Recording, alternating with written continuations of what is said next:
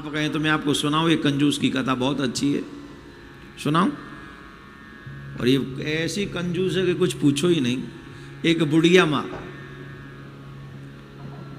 माँ भयंकर कंजूस। एक गांव में एक बुढ़िया माँ रहती थी, बड़ी तगड़ी कंजूस, लेकिन एक अच्छाई थी उसमें। ओम नमः शिवाय, ओम नमः शिवाय, ओम नमः शिवाय, ओम नमः शिवाय, ओम नमः शिवाय, ओम नमः शिवाय, ओम नमः शिवाय, बोलो ओम नमः शिवाय। उसमें एक अच्छी बात थी, वो भगवान शिव का नाम बार बार उच्चारण करती रहती थी, बार बार उच्चारण करती रहती थी। लेकिन जब भी उसके कोई द्वार पे आता, उसे कुछ भिक्षा मांगता, तो वो ये कह देती, चले जाओ, तुम्हें और कोई घर नहीं दिखता है क्या? और कहीं जाके मांगो, वहां मिल जाएगा, मेरे घर में आ जा। तो मैं तो शिव की परम भक्त हूं, मेरा तो कल्याण ही होगा, मैं किसी कुछ देने वाले नहीं, जाओ जाओ जाओ। कोई आ जाए, संत आ जाए, महात्मा आ जाए, कोई आ जाए, पर किसी को कुछ नहीं देती थी। कहने का मतलब है किसी की अच्छाई के चर्चे थे तो बुढ़िया माँ की कंजूसी के चर्चे थे पूरे गांव में। और गांव में ही नहीं, कंजूसी के चर्चे ऊपर तक थे, शिवलोक तक थे इस बुढ़िया माँ के। क्यों, नाम तो लेती थी शिव जी का, तो चर्चे बड़े हाई फाई थे, ऊपर तक, देवलोक तक, शिवलोक तक। बाबा भोलेनाथ तक भी आवाज गई कि बड़ी तगड़ी कंजूस है, किसी को कुछ नहीं देती है। तो बाबा ने सोचा चलो कुछ प्लान करते हैं, हम भी चलते हैं, क्या पता हमें देख के दे दे। तो बाबा इस बुढ़िया माँ के पास में एक भिक्षुक का रूप बना कर आए, भोले बाबा, भूत बावन। तो एक भिक्षुक का रूप बनाकर जब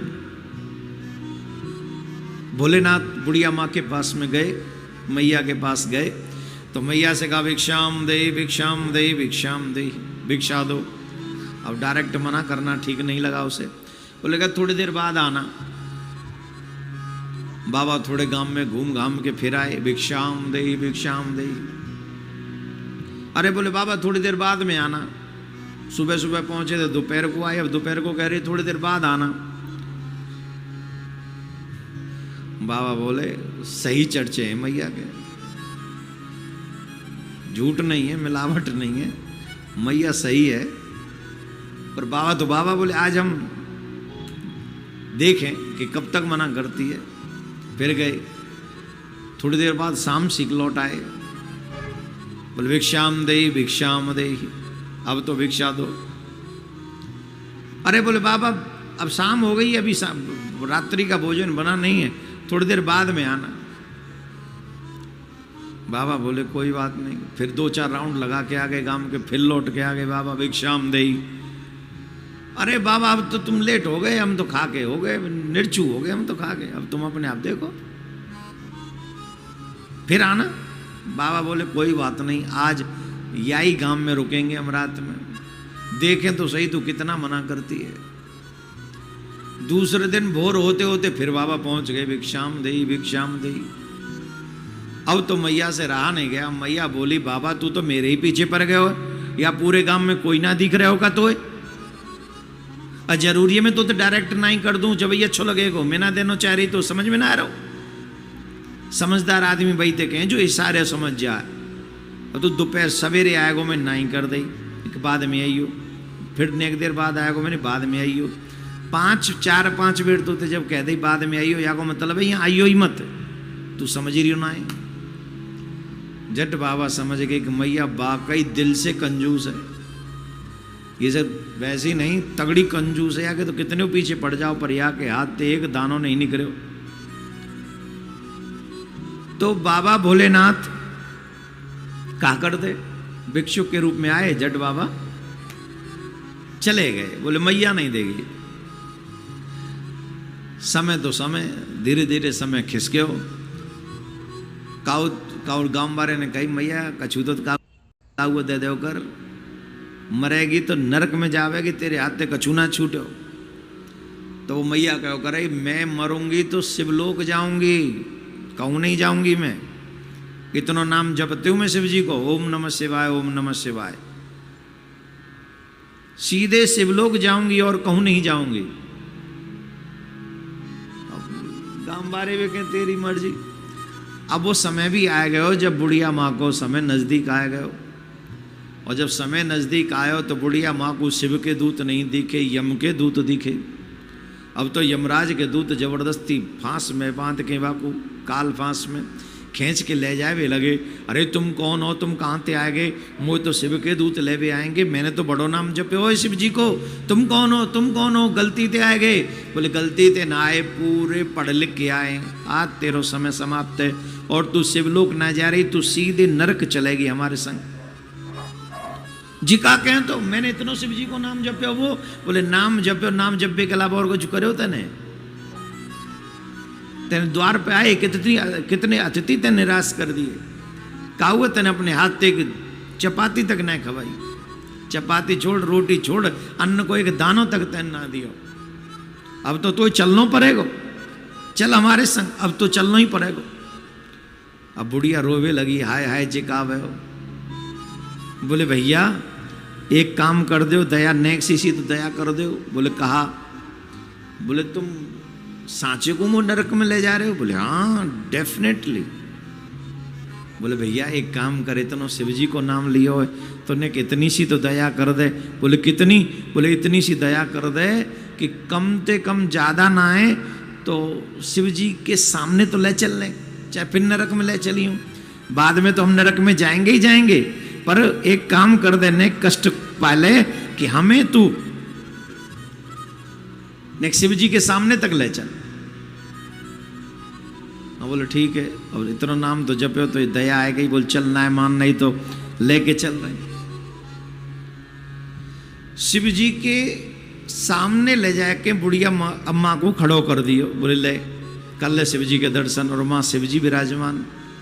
कर्पूर गौरम करुणावतारम संसार सारम भुजगेन्द्रहारम सदा वसंतम हृदयारविंदे भवम भवानी सहितम नमामि।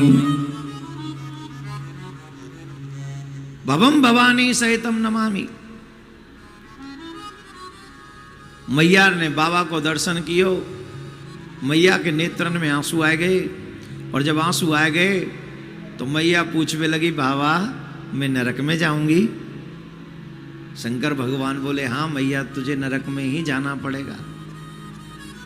झट रो पड़ी, अरे बाबा मैंने तो तुम्हारो इतना नाम लियो, तुम वो नरक में भेजोगे? बोले हाँ हाँ बिल्कुल नरक में ही जाना पड़ेगा। अरे मैया नाम जपो, तो नाम जपवे वाले जीव को इतना तो कार्य होना चाहिए कि वो धर्म को आचरण करे। और धर्म को आचरण यह है कि जब कोई हमारे द्वार पे आवे तो हमें वाकू कछु दे के विदा करना चाहिए, नहीं तो हमारे जीवन के सबरे सुकृतन को वो ले जाए और अपने पापन को हमारे यहाँ छोड़ जाए। तुम्हारे द्वार पे इतनी बार लोग आए, तुमने काऊ को फूटो दानो नहीं दियो। और की तो बात छोड़ मैया, मैं खुद तेरे यहाँ आयो, तेने 5-7 चक्कर लगवाए, तेने मोह एक दानो नहीं दियो। बता अब मैं तो कैसे शिवलोक में राख लूं? इतनी कंजूस तू नागबन के बैठी है, तो पे कछु है नहीं, तेरे आगे बालक नहीं, तेरे बालकन को तेरी जो भी सामग्री है वाको भोगे वारो कोई नहीं, बाके बादू इतनी कंजूसी। अब बता तू कैसे स्वर्ग में जा सके? बता। है बाबा जी तो मुंह पर तो ही ना आई, मुंह पे तो अपराध है बाबा, एक बेर मौका मिल सकत है। बोले अब क्या मौका चाहिए? बोले बाबा कछु दिन के ही सही, पर एक बेर अवसर दो। बोले हाँ तुमने हमारा नाम बहुत जपा है, इसलिए हम तुम्हें 1 हफ्ते का मौका दे सकते हैं। मरी भई बुढ़िया अम्मा नाम के प्रभाव से 1 हफ्ता का पुनः जिंदी कर दी भगवान ने कि जा, और वही शरीर में जाके समा गई, फिर से जिंदी हो गई। मरी हुई अम्मा फिर से जीवित हो गई नाम के प्रभाव से। बोले तुमने हमारा नाम जपा इसलिए हम तुम्हें 1 हफ्ते का मौका दे सकते हैं, अवसर दे सकते हैं। तो वो बुढ़िया अम्मा आई और वो शिव जी वाली सारी बात याद ही हुआ, सबरी बात, और आके फिरना बैठी मैया चैन थे, फिरना बैठी मैया चैन थे। फिर क्या करे हो? बोले काऊ है बुला, अब पहले आवे तो ना दे भाई, अब बुलावे पंडित जी ने, आओ महाराज मेरे यहाँ भोजन करो, खूब हलवा पूड़ी खवावे महाराज जी, कबू खीर खवावे, और जब कोई ना आवे तो बनाए बनाए के वहाँ भेज के आवे, काऊ वस्त्र दे, काऊ बर्तन दे, काऊ अन्न दे, काऊ जल दे। जल को बड़ा महत्व है जेठ के महीना में, अन्न का दान बड़ा महत्वपूर्ण है, वस्त्रों का दान महत्वपूर्ण है, जो जो आपको चाहिए वो दान आपको करना चाहिए। तो मैया ने सब कछु दान कियो, 4 पाई भी दान करी, बीजना भी दान करो, आजकल एसी पंखा दान करते हैं लोग, पहले बीजना करते थे, है ना, और पैरों में पहनने वाली चप्पलें भी दान में करी। जो जो वस्तु आवश्यकता होती है मैया ने 7 दिन चैन ते नहीं बैठी, रात में भी व्यवस्था करे तो सवेरे भोजन भंडारे करवावे, तीर्थ में गई 1-2 दिन तीर्थ में जाके भंडारे करवाए, खूब द्रव्य दक्षिणा बांटी, और 7वें दिन ओम नमः शिवाय, ओम नमः शिवाय यूँ कहती कहती मर गई, और जट शिवलोक में पहुंची, और शिवलोक में पहुंची और बाबा के सामने जाके ठाड़ी है गई। बोले बताओ बाबा अब का कहोगे, अब वो नरक में भेजोगे का? बोले ना मैया, तेने पिछलो पूरो जीवन को प्रयोग उतनो अच्छो नहीं कियो जितनो तेने ये आखिरी को 1 सप्ताह को प्रयोग कियो है। अब यह आखिरी के 1 सप्ताह के कारण तू हमेशा मेरे शिवलोक में ही वास करेगी। बोलो राधे राधे।